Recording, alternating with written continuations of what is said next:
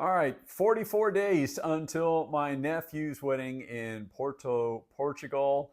We are counting down the days, and I got to tell you, these are kind of challenging. I'm trying to get better at this. One of the things is I run about 10 or 11 minutes every video, and my idea is that I would only have a video that long, maybe once a week, maybe 10 to 12 minutes once a week, but I can't quite get the timing down. I don't know. When I'm putting them together, it doesn't seem like there's enough. And then when I'm talking, it's like, oh my gosh, it ran over again. And some of the things I'm trying to do, but I can't quite figure out how to do them in a short amount of time, in without a lot of editing, and and plus, we're trying to get something out every day. So all those things together, I'm not quite the way I want to be, but hopefully by the time we're getting toward the end of this, I'll be getting better and better at this. And so that's my way of saying I'm sorry that the ones that are the week runs so long. and, and I'm working on it. I'm working on it. So today, I was trying to think of what to do, and I got to confess, I mean, um, I was working on a few ideas, and they were just going to take a little bit too long. There's something that really need more planning, and probably need a B-roll and some editing and a few things to really be able to make them work. So hopefully those will be coming. It's a Friday now. Over the weekend, I'm hoping I'll have maybe a little bit more time, and I might be able to kind of work on some stuff ahead of time so that I will have a few things ready and it won't be such a time crunch, because I think that's one of my issues. So I'm going back. Yesterday, I did a video on wedding faux pas for men in terms of attire. And while I was doing that, I also did one of women. And so AI is trying to help me get this organized. So, and so the thing, you're probably sitting there watching like, what organization? And I'm like, I know, but you can't imagine how bad it would be if I didn't have AI trying to help me get this organized. It would be all over the place. It would be like pinball. Getting back to on topic, because I wanted to get a video out, because I'm getting kind of late in the day, I'm doing a fallback to my women's faux pas for a wedding in Portugal. And so here are the top five given to me by Copilot, the AI, I think that's Microsoft's AI engine. And so, number one faux pas for women at a Portuguese wedding is wearing white. Unless you are the bride, do not wear white. And so that's kind of a common rule around here in the US as well. But they say, no, it is an absolute no no. Do not wear white. If you are not the bride, you should not wear white. And number two, and this one, um, in a way, I think it was a little surprising to me.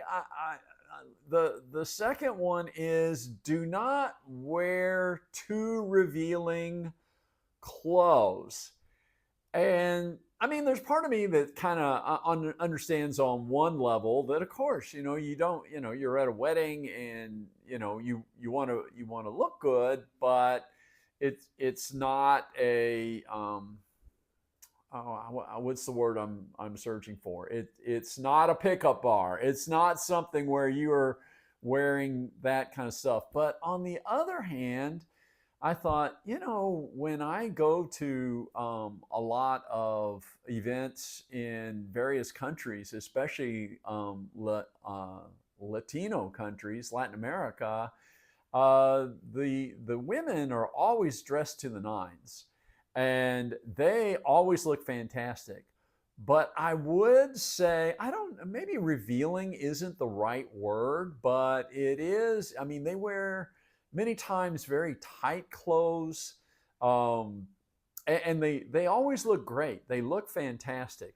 But I guess that too revealing, maybe that's not exactly the same. Too revealing versus tight. I can kind of distinguish that a little bit.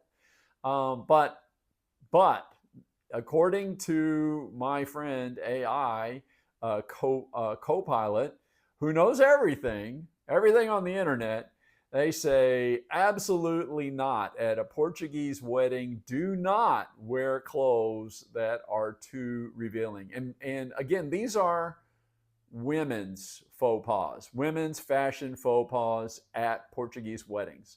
Number three, high heels. And so it mentions a couple of reasons, and a lot of people are probably thinking high heels. Well, of course you're going to wear high heels, to a wedding and all those things. And my friend Copilot, who knows everything on the internet, who researched everything that we have on history, who knows every single thing, says no, no, no, no, no. And they give really two reasons. Number one, they say they are too uncomfortable. They say you will be miserable. And number two, and this kind of ties into number one, it's like in Porto, Portugal, there's cobblestones everywhere. And they said it is hard to walk in high heels on cobblestones. And you will be miserable and maybe even twist an ankle or do something like that. And they say, do not wear high heels. And so I don't know that that's so much of a fashion faux pas as a potential problem, for you that you might not have thought of. Number four, seasonal fabric. And that is, I don't know that that's a mistake, but it's something to think about. It's like, hey, in Portugal, in Porto, in summer, it can be very, very warm. And so they're like, you want to have the fabric for the right season. And so it's like, like things that are maybe heavy wool or things like that. They said you will probably be miserable. You will probably be sweating through them and you will not be happy. And so that is their number four suggestion to avoid is do not wear super heavy fabrics in the summer. You will be miserable. And the last thing, which again was a little bit of a surprise to me in a way, is excessive accessories and jewelry. And I don't know how. I mean, I guess I'm reading that. Part of me is my initial reaction to that was, well, I guess kind of understated, sort of conservative or whatever is maybe what they're saying. And in a way, I kind of get that in terms of like a wedding, but it's also a party.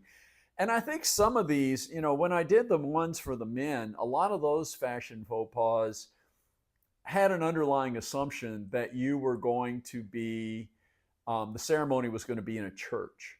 And therefore, there were, on top of the considerations of the wedding, there was the dress code of the church.